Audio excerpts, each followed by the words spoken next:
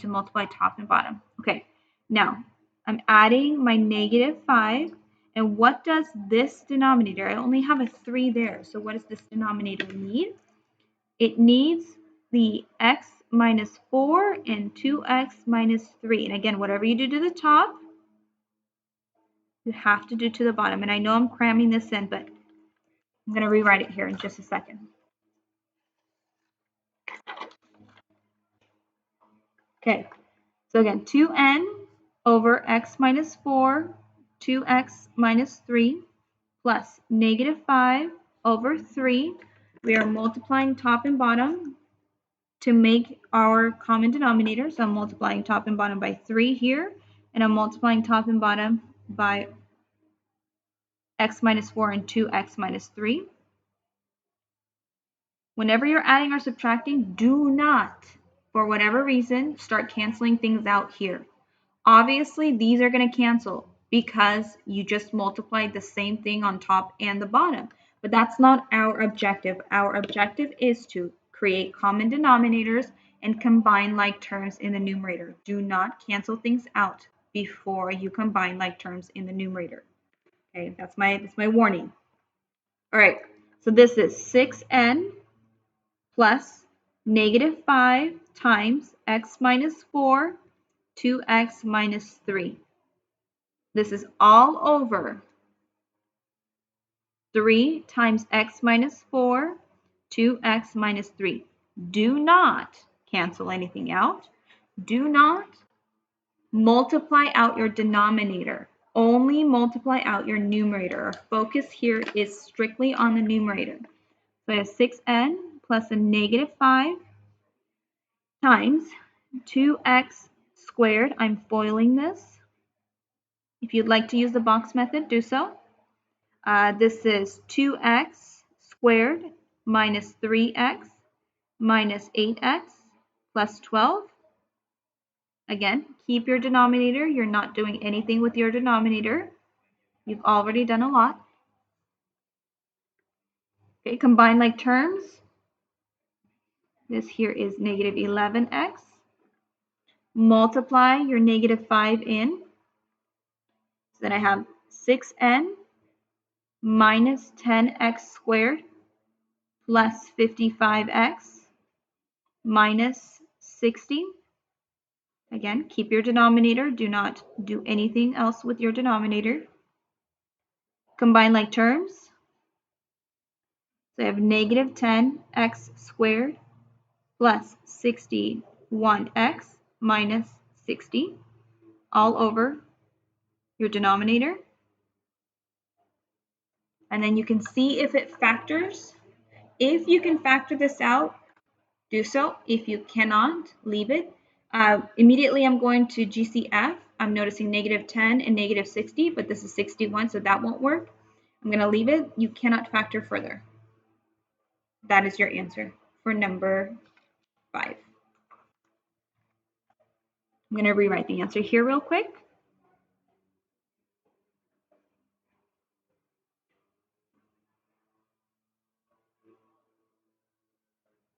There we go. Right, number 6. Number 6 is asking for you to solve each equation. So solve an equation means there is an equal sign there. So your answer will look like n equals a number or n equals something. It will not look like this. So that's the difference between an expression, simplifying an expression, and solving an equation. You want a solution. Remember to check for extraneous solutions. So extraneous solution is once you've solved for n, you get an answer. If you take that answer and plug it back into your equation and you get a 0 in the denominator, that means it is an extraneous solution. It means the solution would not work, and so we have to omit that solution. All right, so right off the bat here, I want you just to write LCD off to the side.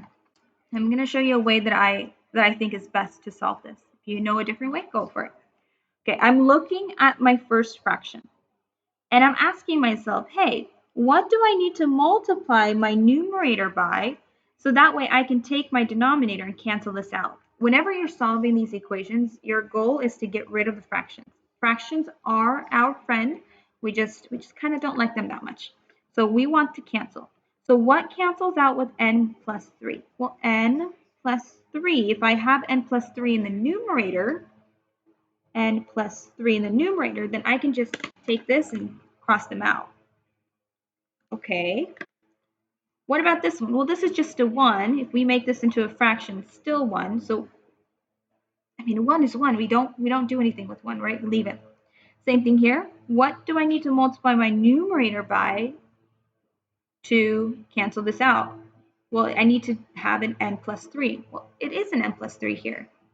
So, oh, and the 1, right? We need the 1 because we need to cancel out the 1. So once you create your LCD, take this and multiply all of your numerators by that LCD.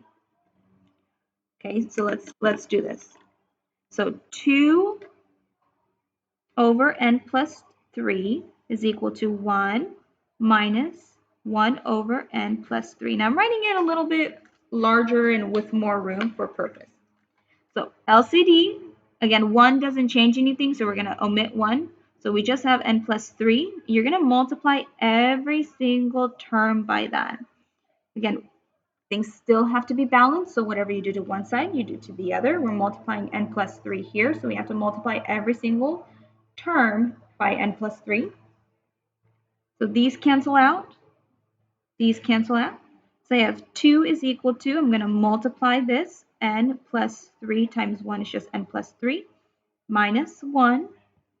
So I have 2 is equal to n plus 2. I'm going to subtract 2 both sides. N is then equal to 0. We have to check for our extraneous solutions. So how to do that is you take your 0, plug it in. 0 plus 3 is not 0. 0 plus 3 is not 0. Therefore, your solution is okay, and it is 0. Okay, number 7, write a polynomial function of least degree in standard form, which is expanded form, given the zeros below. So I'm noticing I have a -5 and I have a complex root. This here means that there is a conjugate. A conjugate exists.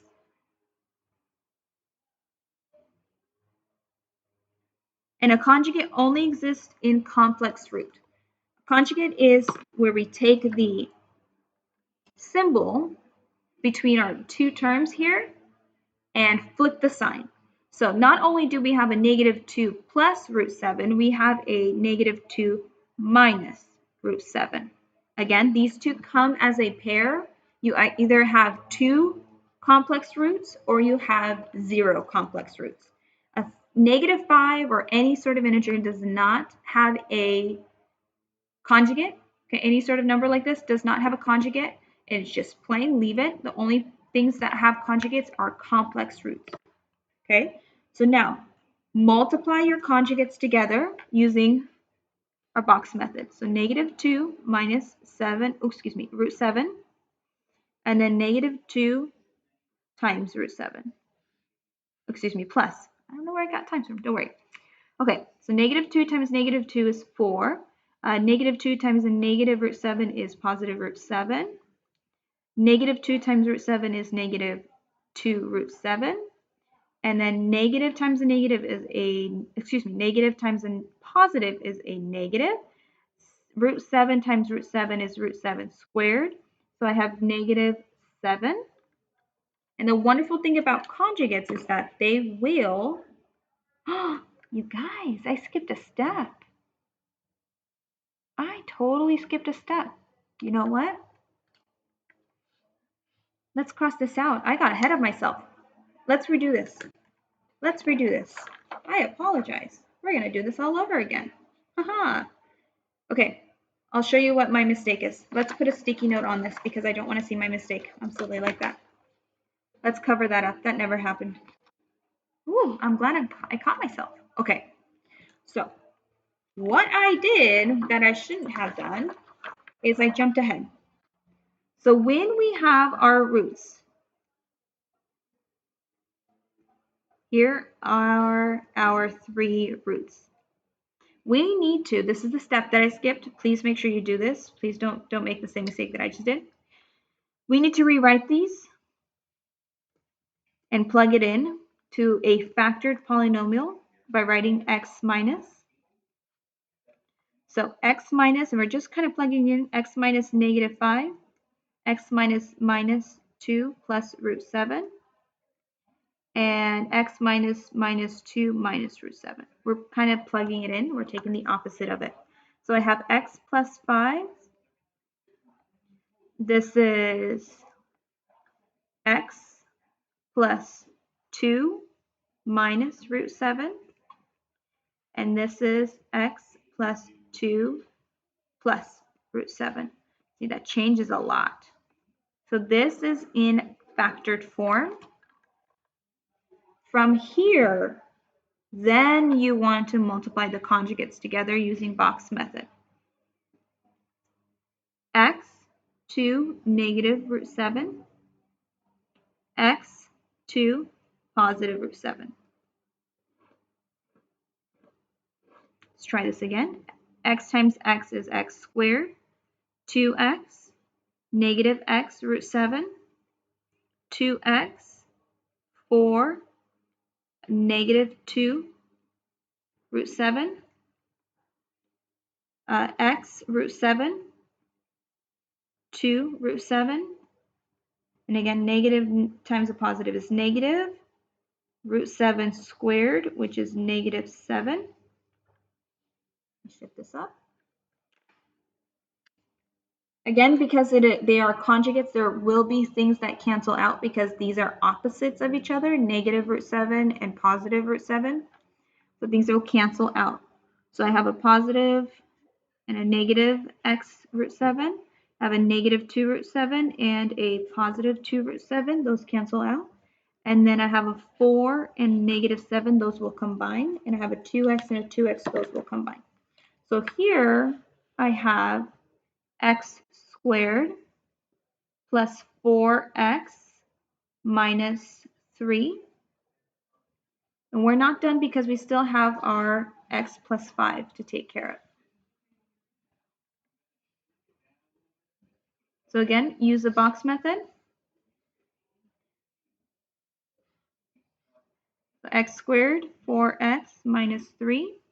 We have x plus 5. This is x cubed, 4x squared minus 3x, 5x squared, 20x minus 15.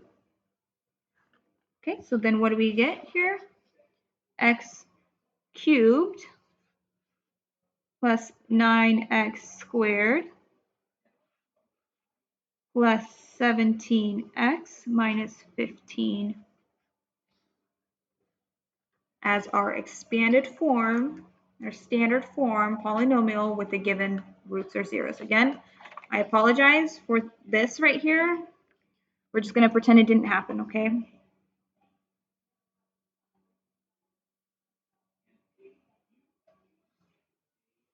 All right, I'm going to pause the video right now. We're going to continue in part 2. Okay, part 2 of the video will be coming up shortly. Thank you for watching.